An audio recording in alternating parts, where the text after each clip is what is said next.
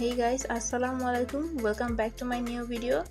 আজকের পর্বে আমি আপনাদেরকে একটু ভিন্ন স্বাদের সেমাই রেসিপি দেখাবো। তো চলুন শুরু করা যাক।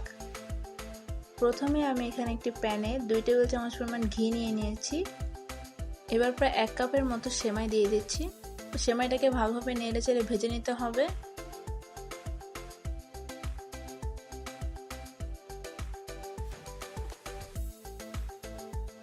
আমি সেমাইটাকে এরকম লাল করে ভেজে নিয়ে নিচ্ছি।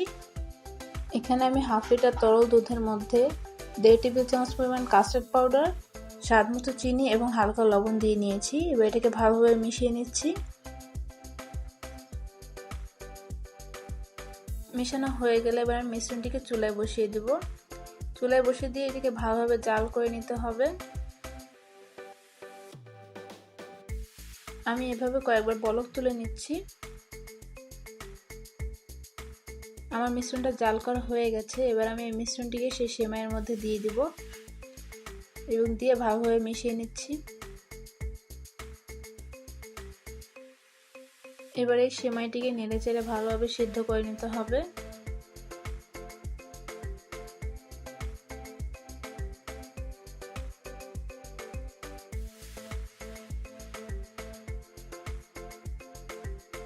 আমার সেমাইটা হয়ে গেছে।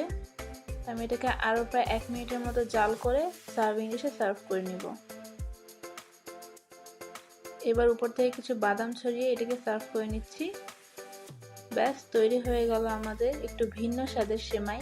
এখানে কাস্টার্ড পাউডার অ্যাড করার কারণে এটা কিন্তু নর্মাল সেমাই থেকে বেশি টেস্টি। তো আজকের রেসিপিটি ভালো লাগলে অবশ্যই লাইক, কমেন্ট, শেয়ার করে আমাদের পাশে থাকবেন। আল্লাহ হাফেজ।